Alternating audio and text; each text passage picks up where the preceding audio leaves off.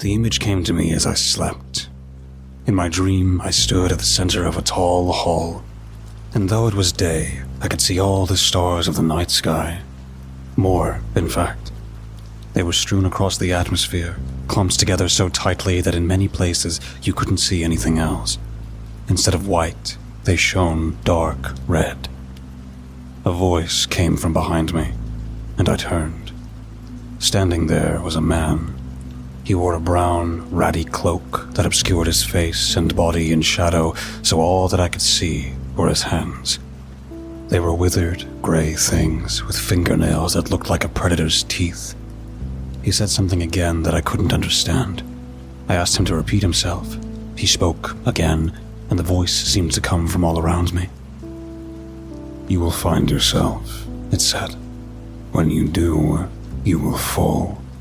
The fall will be the first of many, and when it is finally over, you will lose yourself again among the dreams of stars." I asked him what he meant, but he did not reply. The red light around us began to grow brighter. Looking up, I saw the stars were expanding. Their edges crept out slowly, pressing against each other and meshing together, forming one great mass that stretched across the entire sky. I looked back at the man, but he was gone, and I could hear only a slow, humming crescendo.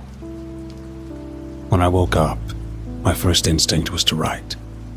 To this day, I cannot say why, but I flung myself from the bed and scrambled to my work desk.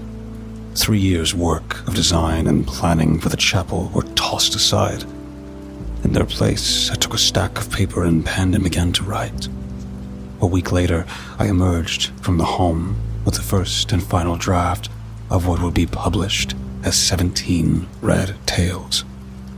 Though many people have asked me what inspired me to write the work, until now I have not relayed this story to anyone, not even those who helped publish it.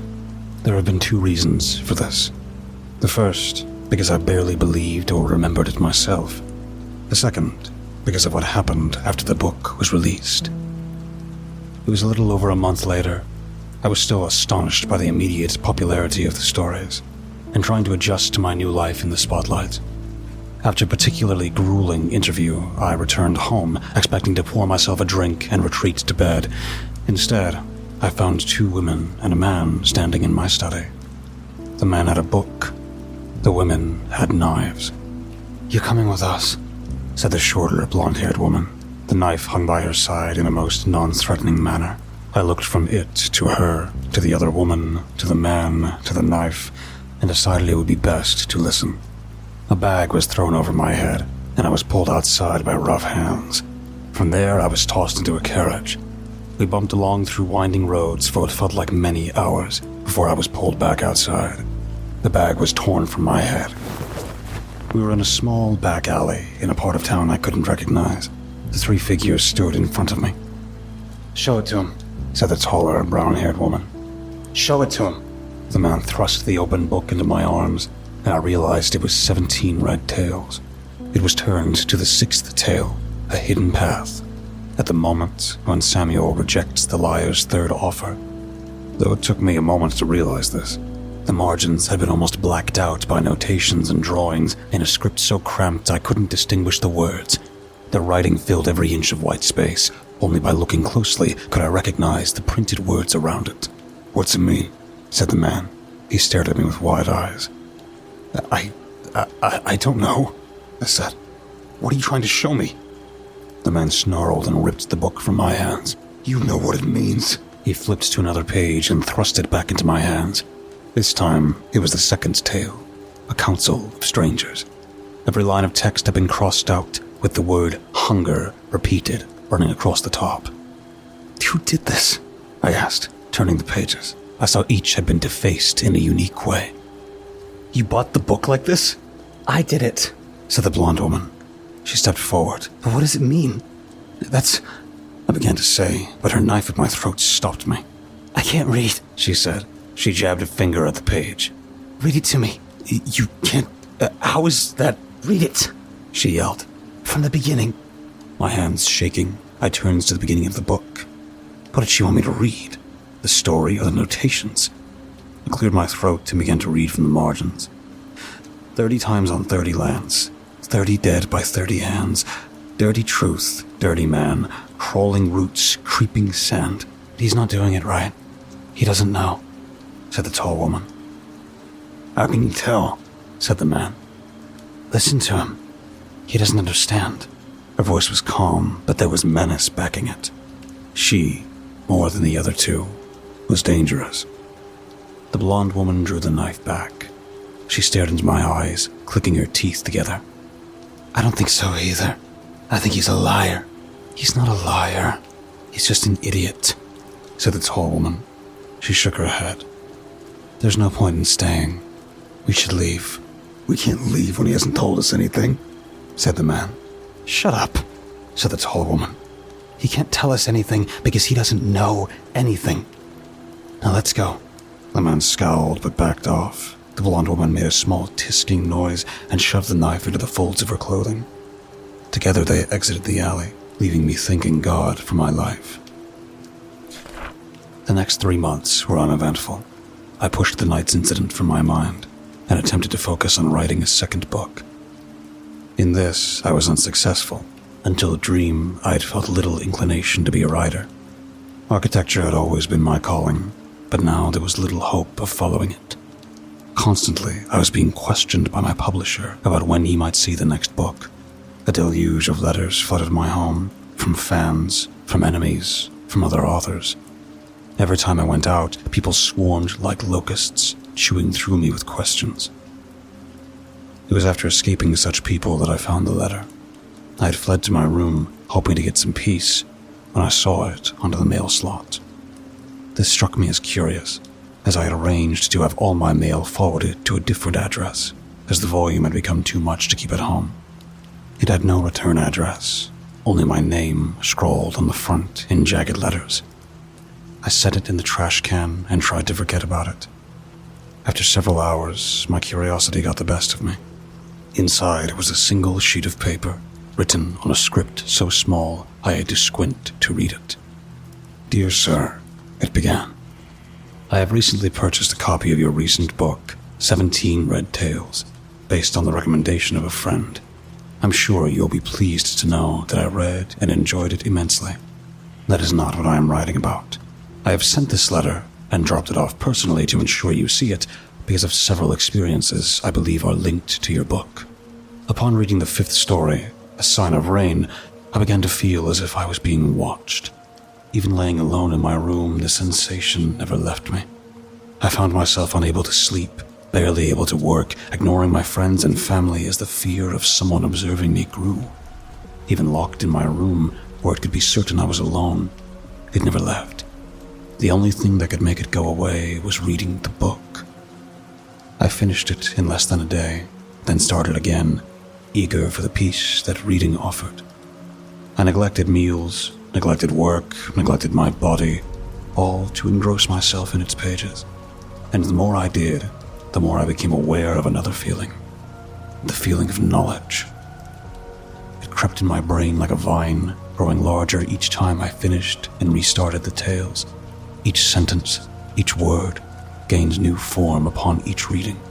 The deeper meanings became apparent, the patterns upon patterns, the layers of truth running underneath the stories, the hidden paths your text laid bare.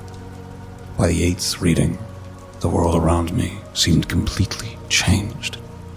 The paths had opened up to me. No longer did I feel like I was being watched. Rather, I was watching the world as it unfurled before my eyes. I could see the secrets that people kept, and lies they spun. I could see the way they tried to control their lives, and the 100 ways they failed each day.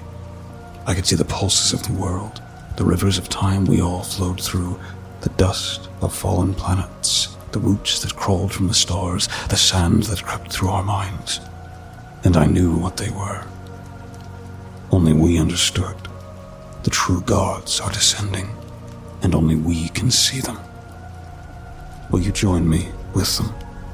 Will you help me sprout the seeds of the world? It was not signed. I looked for any indication of who sent it, but there was nothing. The roots that crawled from the stars, it had said. The sands that crept through our minds. Had the book my kidnappers shown me not said something similar? Were they linked? Could one of them have left me the letter? But why not take me again if they wanted to speak? I decided to show my publisher the letter. The next time we spoke, I gave it to him and told the story of my kidnapping. He did not seem surprised upon hearing it. In fact, he seemed relieved. "I thought I must have been insane," he said, putting the letter down. "I've been feeling a similar sensation lately. I'm not sure quite when it started, but it must have been around when you first showed me the draft of 17 Red Tails." I pondered this as I poured another spoon of sugar into my tea.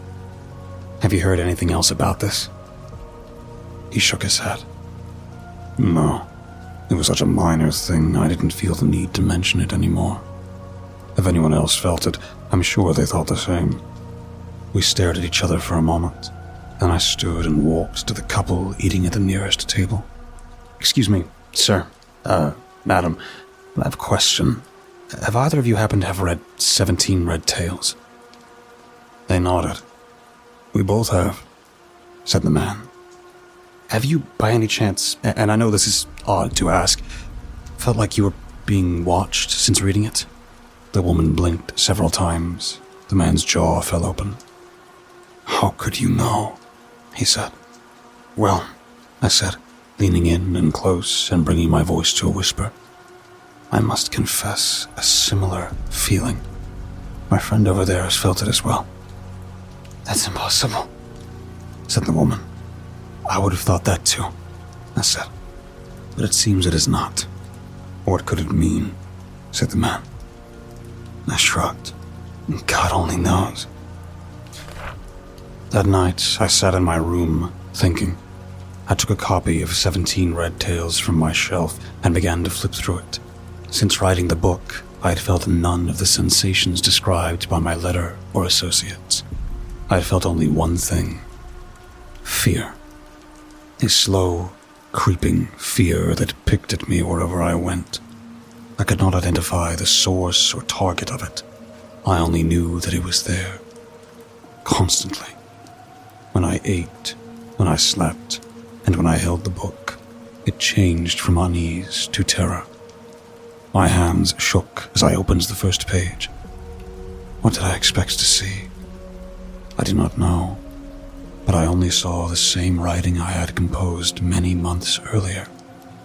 I turned to the next page. Again, only writing and a small illustration I had drawn to go with. I turned to the next page and saw only text, and yet my fear did not abide. I flipped through the entire story and found nothing there, nor in the next. I opened the first page of A Sign of Rain and almost dropped the book. Looking back at me was a terrible eye.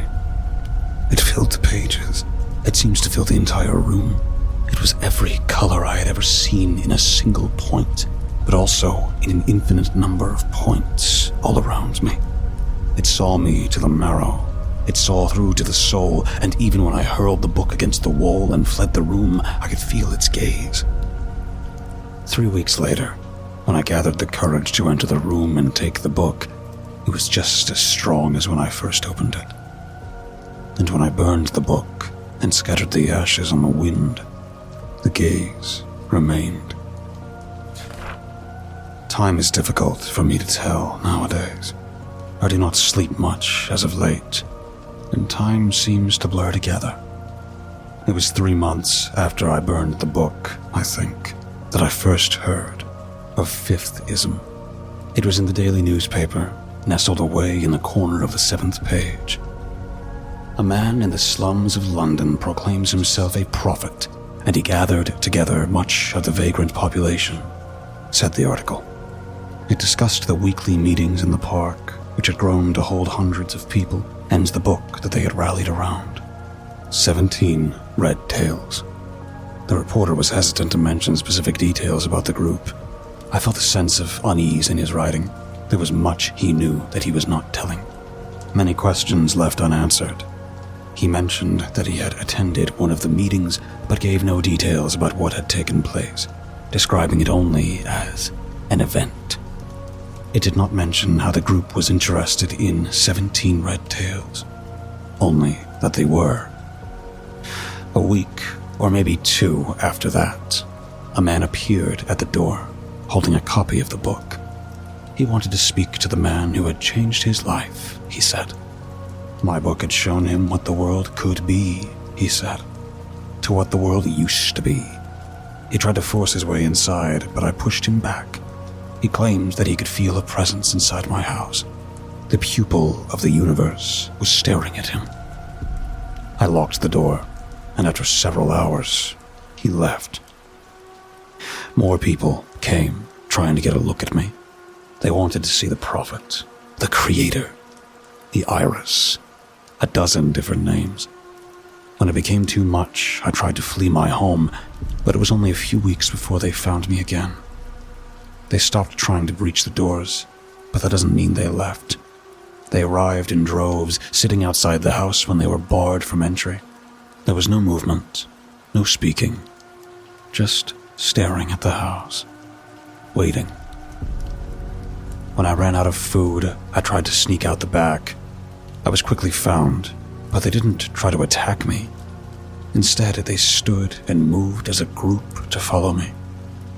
When I entered the butcher's shop, they stood outside and waited, then walked with me back home. None tried to approach or speak to me. After another week outside my house, they began to disperse. Only a few at first, but after 3 days, all but a handful were gone. Soon, they had left as well. The day after the final watcher left, I had another dream. The feeling of being watched still kept me from sleeping most nights, but this slumber came easily. I closed my eyes, and when I opened them, I was standing under blood-red stars. In front of me was the man from before. You are beginning to understand, said the voice. What have you done to me? I said. I have done nothing. You came to me. You found me in the folds of the universe.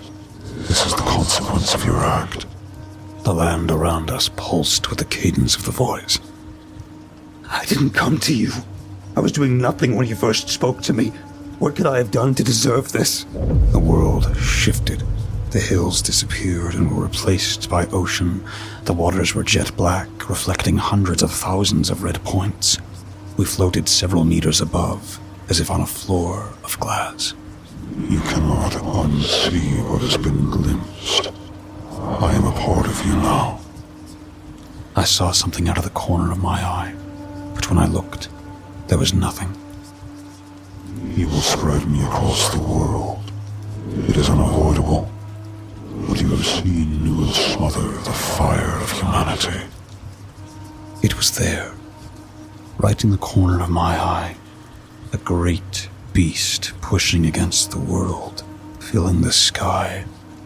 I could see its movement, but every time I tried to look directly, it vanished. I will not, I said. You will, said the voice.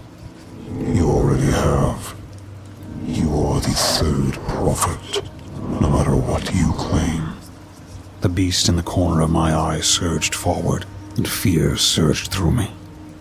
It had almost broke through that time. It couldn't be held for much longer.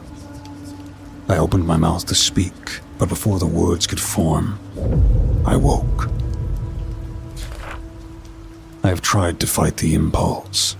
I have felt it ever since the dream. The need to write again, the burning urge to craft another story.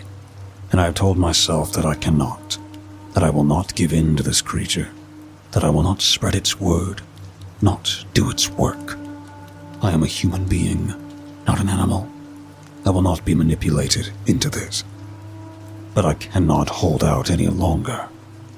I am weak, and the need is too strong. Writing this will be my last act. I have tried to prevent the world from slipping through, but I cannot be certain. I hope only that whoever discovers this will have a better understanding than I did. Perhaps they will know how to stop that. God damn me, for I have damned us all.